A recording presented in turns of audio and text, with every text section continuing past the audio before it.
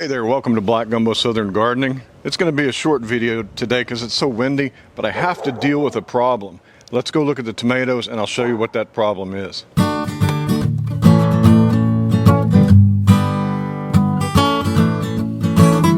First of all, I'll take this opportunity to show you my single seed challenge.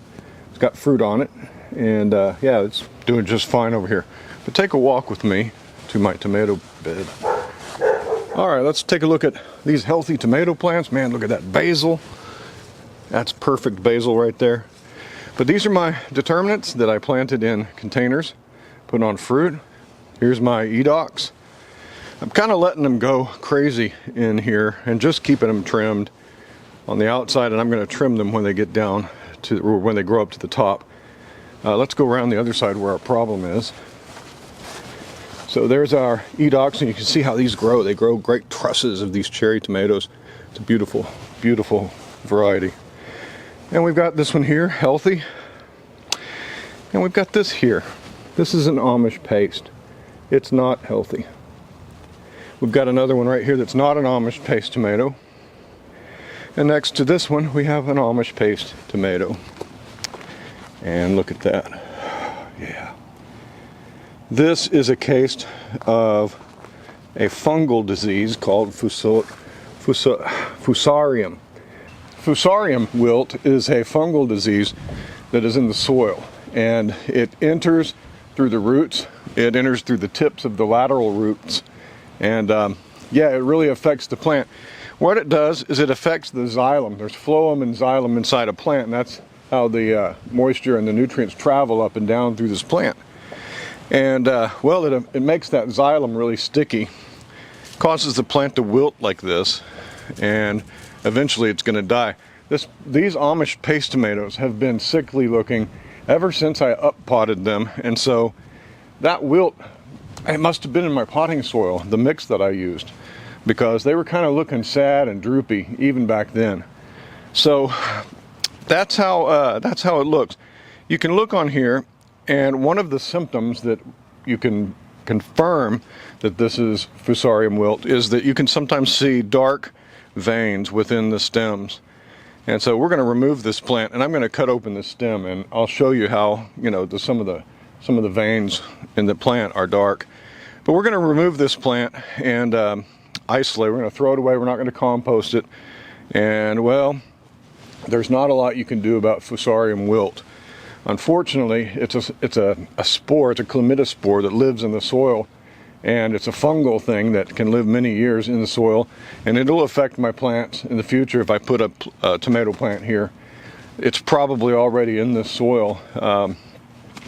So what do? Well, you notice when I showed you my tomatoes, some of them were very healthy. One right next door is very healthy. All of these tomatoes are hybrids, and they're hybridized to be resistant to the wilt. This is an Amish paste. It's an heirloom, and as an heirloom it's not really resistant to anything. And so that's another clue to know that you've got fusarium wilt. Is it generally will get your heirlooms and your open pollinated types, but if you've got a hybrid, a lot of hybrids are bred to be disease resistant, and that's why those down there are looking so great and these behind me are looking so good. But this poor tomato doesn't look like I'm going to get an Amish paste this year. So let's get rid of this and count our losses and be happy that we've got so many other tomato plants. Hey, by the way, if you like our content and you enjoy our channel and you want to support us and give us a little tip, head on down to my description. I have a brand new Amazon store where I put products that you might like. All the things that I use in my garden and things that people ask me about. People are always asking me about my hats. Well, I've got Amazon store now, and so just click my link down below and go buy some stuff. Thanks. With a diseased plant, you generally don't want to go handling other plants. Try to get those roots, because that's diseased as well. My soil is loose enough down there where it just came up. Now let me show you what I mean by darkened veins. You can see on this branch that there are dark lines, dark veins. It looks like dark patches, and that's a telltale sign that you've got fusarium wilt. When you cut it open, you can actually see the darkness inside where the xylem is supposed to be flow and it's supposed to be clear, like this one here. But you see the darkness in there. That's xylem that's getting all gummy and it's not moving in the plant. And that's why your plant wilts. It doesn't have very good fluid control. So that's a shame. And well, we mark it as a loss. Sometimes your garden doesn't work out so well and you have a loss. So what you want to do, again, you can't really treat for this.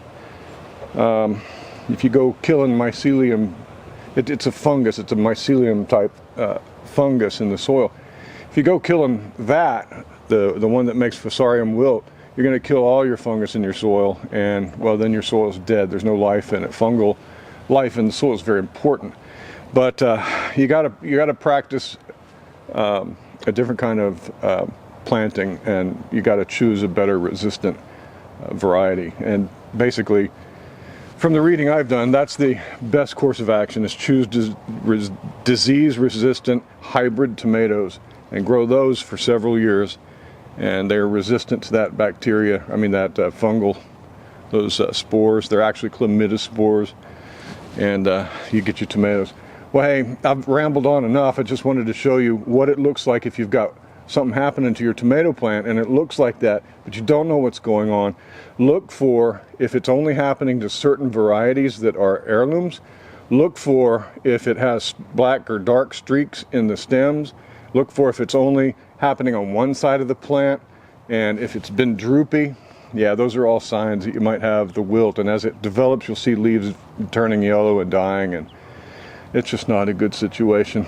But now you know, now you're prepared to deal with it, and we'll plug something else in over there, maybe a pepper plant or something, and we'll take advantage of that open space. Thanks for joining me on Black Gumbo Southern Gardening.